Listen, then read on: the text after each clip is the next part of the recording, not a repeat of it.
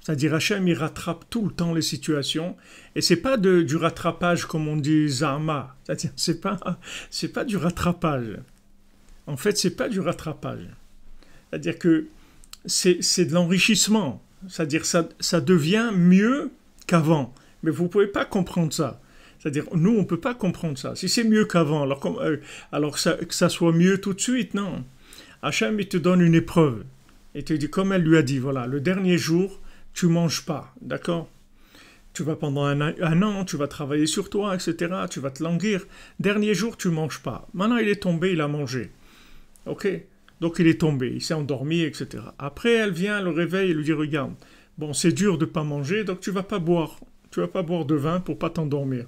Ok. Elle lui a facilité, elle lui a recyclé la situation. Elle lui a redonné un nouvel examen. Maintenant, il est passé par un nouvel examen.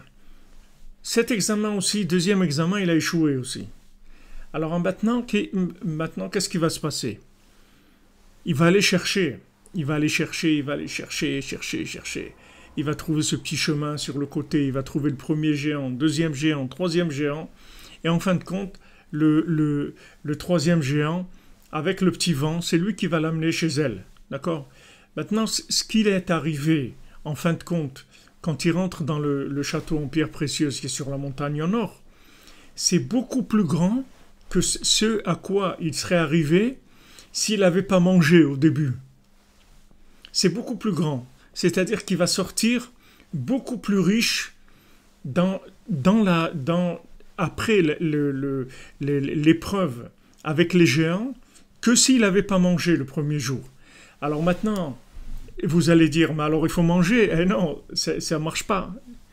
Le jeu, il ne marche pas comme ça. C'est un jeu que vous ne pouvez pas comprendre, parce que dans la logique humaine, vous ne pouvez pas la comprendre.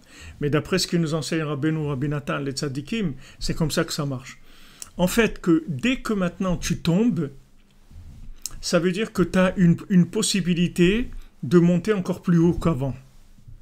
Mais avant de tomber, il ne faut pas tomber. Il faut faire tout ce que tu peux pour ne pas tomber.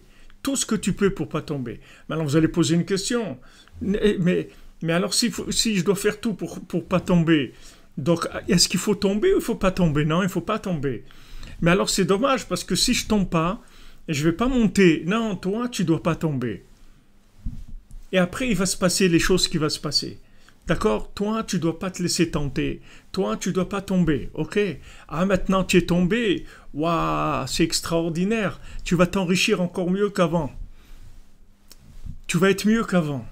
Tu vas sortir grandi de ça.